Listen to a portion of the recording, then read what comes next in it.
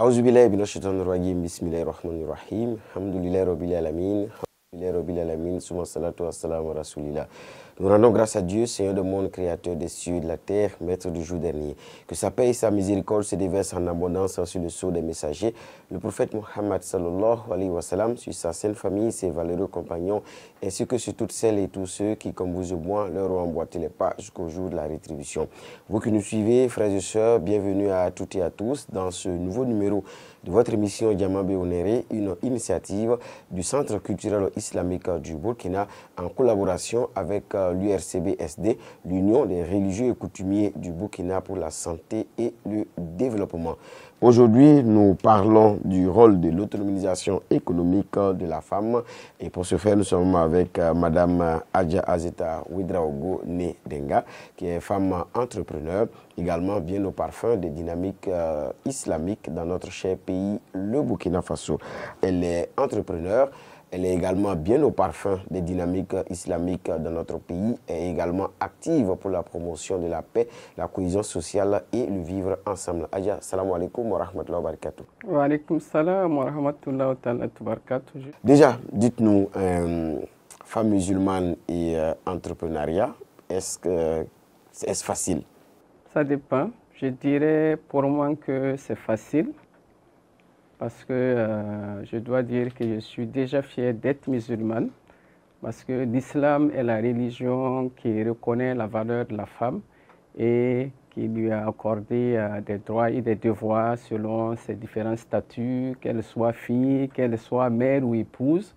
Et je dirais que dans la religion musulmane, nous avons des figures, de grandes figures, parmi les femmes du prophète qui ont été dans l'entrepreneuriat. Donc, ce n'est pas nouveau sous les cieux, j'ai envie de dire, pour une femme musulmane. On s'est dit aussi qu'il y a barrières culturelles, parce que dans notre environnement aussi, à un moment donné, la femme n'a pas été placée aussi au cœur du développement quand on analyse certains indicateurs. C'est juste, mais j'ai envie de dire que tout cela dépend d'un certain nombre de facteurs. Moi, j'ai évolué dans un secteur où papa et maman étaient entrepreneurs, où très tôt, je dirais qu'on m'a encouragé à me sentir pleinement responsable de mes décisions, à faire les choix qui me convenaient. Et plus tard, marié, j'ai eu un mari qui m'a toujours encouragé, qui m'a toujours accompagné. Donc je dirais que peut-être que j'ai eu la chance d'évoluer dans un milieu où depuis toujours, je pense que j'ai été suffisamment indépendante et autonome. Donc c'est dire aussi que l'environnement peut facilement contribuer. Oui, l'environnement contribue énormément à l'épanouissement de la femme et puis, j'allais dire, à sa confiance en soi, c'est sûr. D'accord. Pour cette émission, nous parlons du rôle de l'autonomisation économique de la femme. Déjà, que vous inspire cette thématique? C'est une thématique d'actualité et d'intérêt parce que tout le monde le sait, la femme représente quand même plus de 50% de la population. Et lorsqu'elle est autonome, lorsqu'elle est épanouie, c'est sûr que c'est toute la société qui y gagne. Voilà, à commencer par la famille nucléaire, plus tard la société et tout le pays.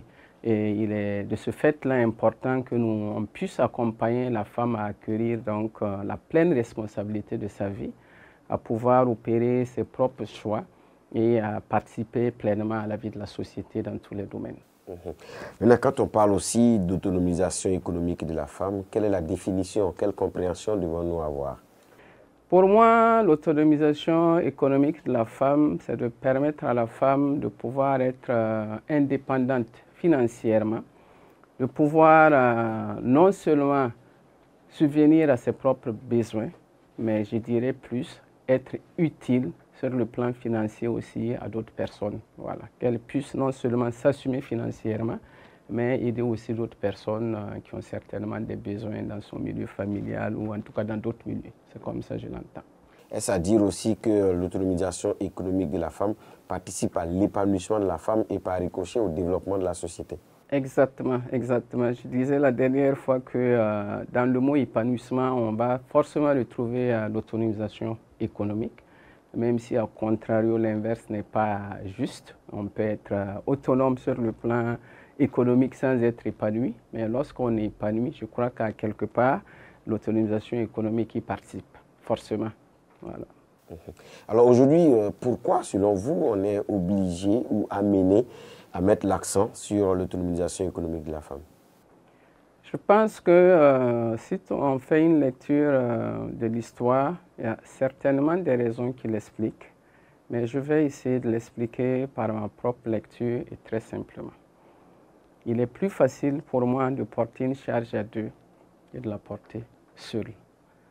J'ai tantôt dit qu'on sait que les femmes représentent plus de 50% de la population et je crois qu'au regard des crises que le monde a connues, continue de vivre et connaîtra certainement par la suite, même ceux qui pensaient pouvoir développer le monde seul sans la femme se rendent compte qu'il y a des limites et qu'on a besoin en tout cas d'un effort conjugué de tous les fils et de toutes les filles d'un pays, d'une nation, pour contribuer à son économie, pour contribuer à son développement. Donc, je pense qu'il y a des faits qui parlent plus que des analyses. C'est comme ça que moi je le dis.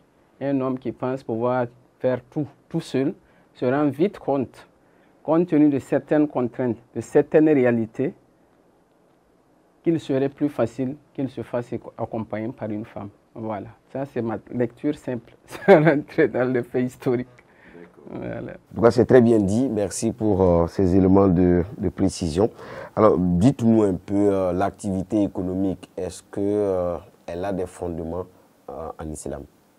Oui, l'activité économique a des fondements en islam. Je l'ai dit tantôt. Déjà, quand on regarde du côté des femmes, on sait que la femme du prophète Khadija, que Dieu l'agrée, qui est la mère des croyantes, a été une grande femme d'affaires et qu'elle a beaucoup contribué à la propagation de l'islam dans le temps. Et même si on retourne à la source même de l'islam en se référant au verset coranique, on peut voir que dans le chapitre dédié aux femmes, qui est notamment le chapitre 4, les femmes du Coran, au niveau du verset 32, on reconnaît que la femme, aussi bien que l'homme, voilà, peut avoir une liberté de possession et de gestion du bien. Et plus loin, dans le verset 29, ben, la liberté de travail, de commerce et d'entreprendre y est consacrée. Donc, je pense que si c'est dans le Coran, ben, il y a beaucoup de hadiths qui le corroborent. On est vraiment à l'aise voilà, pour faire de l'entrepreneuriat en islam. Est-ce que aussi dans vos différentes activités, vous rencontrez d'autres femmes musulmanes qui sont épanouies dans ce qu'elles font et que cela a un impact sur leur famille? Oui, effectivement, il y a des femmes, certaines femmes sont à la lumière, mais je crois qu'il y a beaucoup de femmes dans l'anonymat qui sont dans l'activité économique et qui concourent énormément à l'épanouissement des familles au Burkina. Et ça, vous le voyez tous les jours, vous le savez. Vous savez que les femmes portent beaucoup, hein, les charges au niveau des ménages, au niveau du Burkina. La preuve, vous les voyez dans tous les secteurs, vous les voyez très tôt le matin sur les voies, hein, en train d'aller donc à la quête de quelques pittances pour pouvoir subvenir aux dépenses de la famille. Et je dirais que, pour ne pas citer de nom, il y a énormément de femmes vraiment qui œuvrent pour que les ménages soient épanouis. Est-ce qu'il y a un lien à faire entre l'épanouissement de la femme et la consolidation de la paix dans une société? Très certainement, très certainement. Lorsqu'on est épanoui, ben, cela veut dire qu'on a forcément plus confiance en soi, on a forcément plus de rapport harmonieux avec son environnement, avec les autres. On a moins de colère en soi, on a moins de ressentiment et je vais dire que lorsqu'on est épanoui, on dégage beaucoup plus de valeurs positives qui concourent donc à mieux vivre en société avec ses collaborateurs, avec ses voisins, que lorsque nous avons des raisons, en tout cas, de nous en vouloir d'une manière ou d'une autre, ou de nous sentir pas comme on le souhaite d'une manière ou d'une autre. Voilà. Alors, vous avez beaucoup parlé de l'exemple de Khadija. Parlez-nous en détail. Qui est cette femme pour ceux qui ne la connaissent pas, qui ne connaissent pas l'islam et qui ont envie de la connaître? Parce qu'on a beaucoup parlé d'elle en tant que femme entrepreneur, en tant que femme musulmane, la mère des croyants également. Revenez un peu sur la partie de l'histoire de Khadija qui a beaucoup contribué à votre engagement. Ok, merci bien. On peut dire que Khadija, la mère des croyantes, est la première femme du dernier des prophètes, et il salue sur lui. Et qu'elle a commencé à faire travailler le prophète dans ses affaires, même avant qu'il ne se mette en couple. Et c'est une grande femme d'affaires qui faisait dans le commerce des marchandises. On peut citer notamment les tissus, les épices, les parfums, etc. Et qui était bien connue donc, dans son environnement, très respectée, très respectueuse, et qui engageait en dehors du prophète, paix et salut sur lui, des hommes pour aller voyager et puis lui ramener des marchandises qu'elle vendait. Et c'est cette dame-là qui s'est mise en couple avec le prophète à un moment donné et qui, comme elle était immensement riche, a mis sa fortune à la disposition de son époux pour l'accompagner dans sa mission. Voilà, donc c'est ce que je peux dire. Donc c'est une dame qu'on respecte beaucoup dans le milieu musulman et qui constitue vraiment un exemple et une fierté pour nous en tant que femmes et en tant que musulmans tout court. Est-ce qu'il y a des leçons à tirer qui peuvent constituer des repères pour la jeune fille musulmane? Oui, je dirais qu'il y a des leçons à tirer, pas seulement pour la jeune fille, mais même pour les parents et toutes les personnes qui gravitent autour de la jeune fille et qui devraient vraiment l'accompagner dans le processus de son autonomisation et de son épanouissement. La jeune fille doit savoir qu'en tant que jeune fille, elle est très aimée par la religion musulmane et que très très tôt, l'islam lui reconnaît des droits. L'islam lui reconnaît l'égalité des droits là où des civilisations, je dis, là où dans le monde civilisé, dans des pays dits civilisés, il a fallu arracher ces droits-là de haute lutte. On recommande à son père de l'aimer, de la traiter à égalité comme il traiterait ses fils. Ensuite, quand elle se marie, on recommande à son mari de l'aimer parce qu'on dit que le meilleur des maris est celui qui est le meilleur envers sa femme. Et en tant que mère, tout le monde connaît ce fameux hadith qui dit que le paradis des enfants se trouve sous les pieds de leur maman. Donc je dirais à la femme musulmane qu'elle a vraiment le droit de bien se sentir, d'être fière de sa religion et d'avoir confiance, pleinement confiance à ses capacités et à vraiment s'investir pour prendre la pleine responsabilité de sa vie. Amen. Adja, maintenant la question que je me pose, c'est que tout est bien dit. On a des repères, on a des références dans le Coran, dans la Sunna du prophète Mohammed sallallahu alayhi wa sallam. Et vous avez l'exemple de la mère des croyantes, Khadija. Alors maintenant, on a envie de se demander qu'est-ce qui constitue les barrières à l'autonomisation de la femme dans un pays comme le Burkina Faso? Beaucoup de facteurs, mais en premier lieu, je dirais que c'est peut-être des barrières traditionnelles, culturelles. Et je ne sais pas s'il faut aussi parler de peur ou pas, mais j'ai l'impression que à quelque part, certains hommes, je ne dirais pas tous les hommes, ont peur d'une femme suffisamment indépendante sur le plan financier et même, je dirais, tout simplement une femme indépendante. Beaucoup croient qu'elle constitue donc une menace, alors que pour moi, c'est vraiment le contraire. Dans certains contextes, la femme est considérée comme un être inférieur. Il y a même des milieux où on ne la met pas à l'école parce que voilà, elle ne reste pas dans la famille. Elle a appelé à aller dans une autre famille pour enrichir cette famille-là, en oubliant que dans notre famille, nous allons accueillir aussi des femmes et que si nous permettions à notre fille d'aller enrichir la famille de quelqu'un d'autre, peut-être que la fille de quelqu'un d'autre viendra enrichir notre propre famille. C'est des préjugés, c'est une mauvaise lecture peut-être des préceptes islamiques et c'est surtout, j'allais dire, certaines coutumes, anciennes coutumes qui ont du mal, donc qui ont la peau dure, voilà, qui font que il y a des barrières à l'épanouissement de la femme et à l'autonomisation économique. Et est-ce qu'au niveau de notre communauté, il y a des actions à entreprendre pour lutter contre ces barrières-là? Oui, je dirais oui.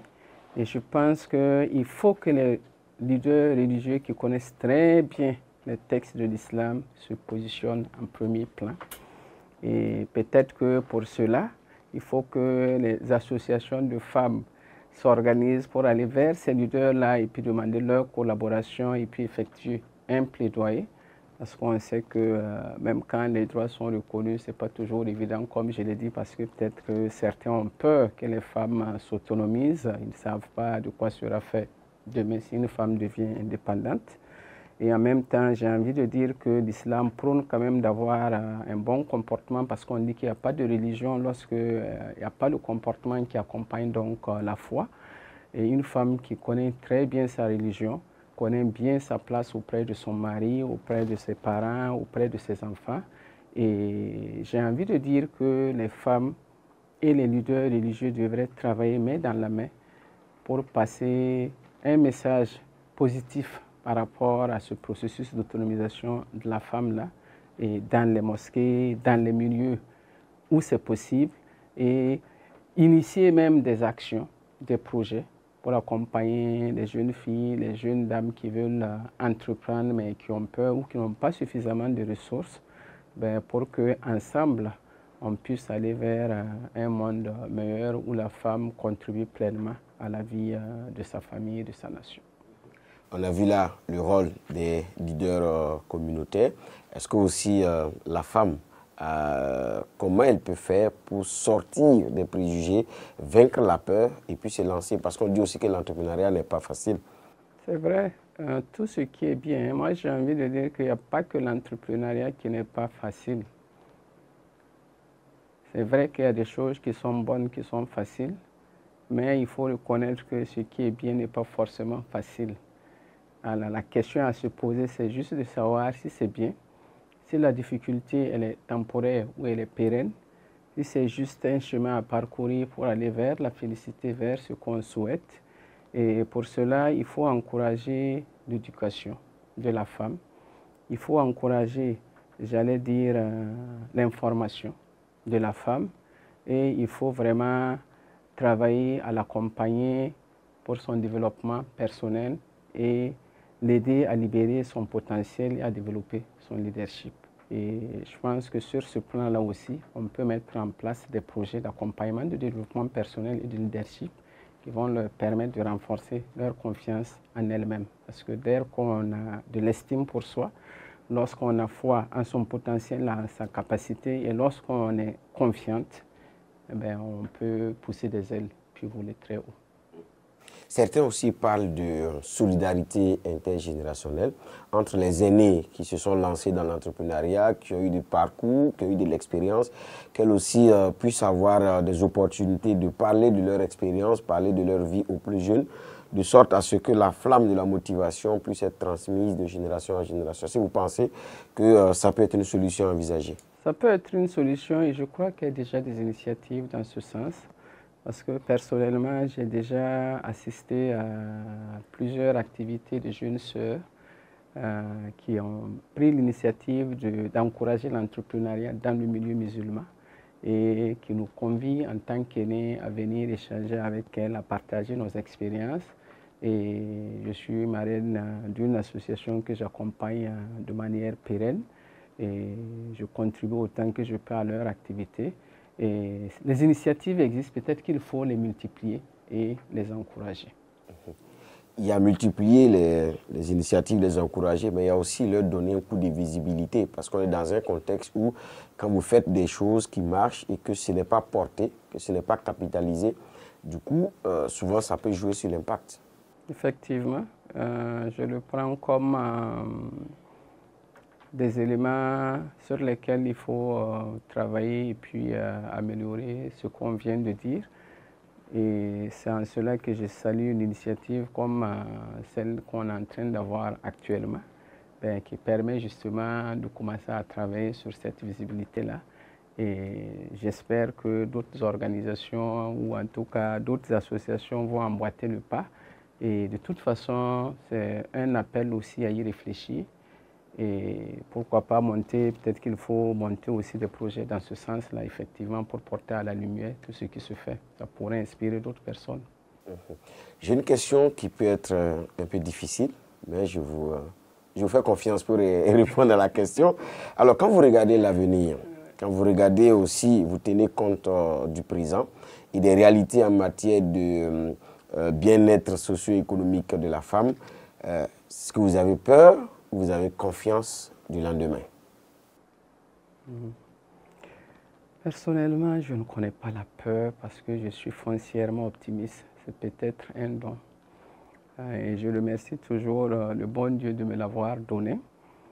Et je me dis aussi que si aujourd'hui du pain d'hier, c'est que nous pouvons limiter ou anticiper ce qui peut arriver demain en commençant par poser les bonnes actions aujourd'hui.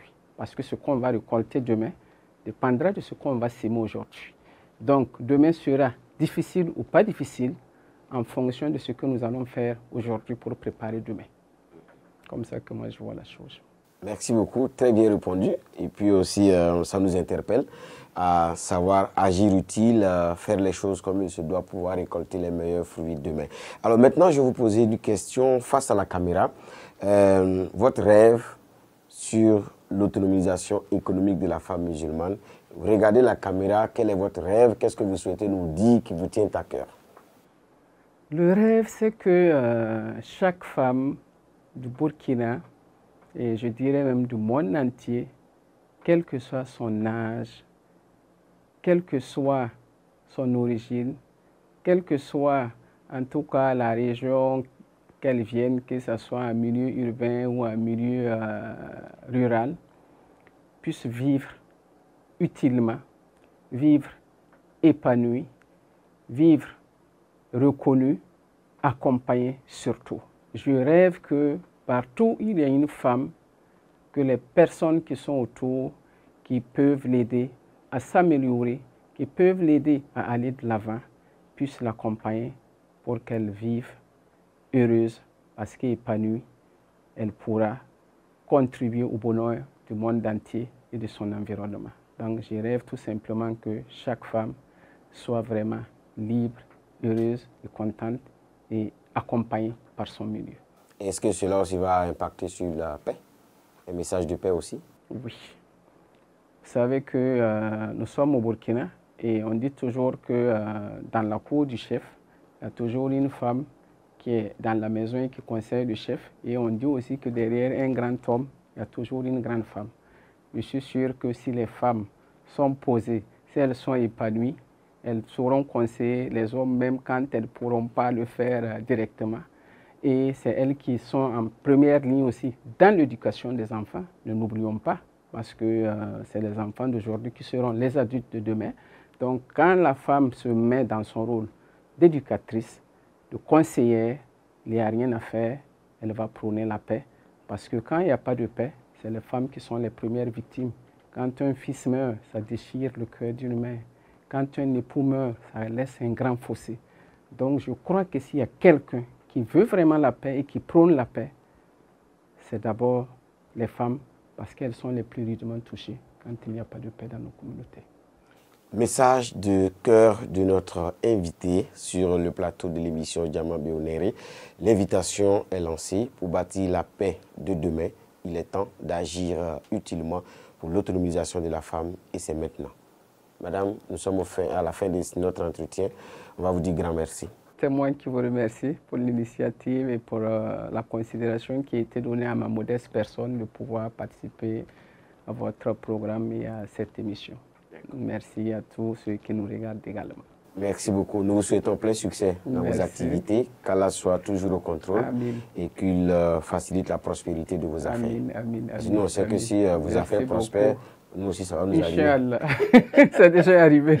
D'accord, voilà, sur ce sourire, nous vous disons infiniment merci d'être resté en notre compagnie pour suivre ce numéro de Diamant Béonéri, qui, je rappelle, est une émission du CCIB, le Centre culturel islamique du Burkina, avec l'appui de l'URCBSD, l'Union des religieux coutumiers pour la santé et le développement. Nous avons parlé du rôle de l'autonomisation économique de la femme en islam, et bien sûr, de ce rôle-là, c'est de contribuer à la consolidation de la paix, à renforcer le vivre ensemble, et quand nous puissions bâtir un Burkina Faso de paix, de développement inclusif et participatif. Nous vous donnons rendez-vous très prochainement pour un autre numéro de votre émission. D'ici là, que la paix de Dieu soit sur vous. Assalamu alaikum wa rahmatullahi wa barakatuh.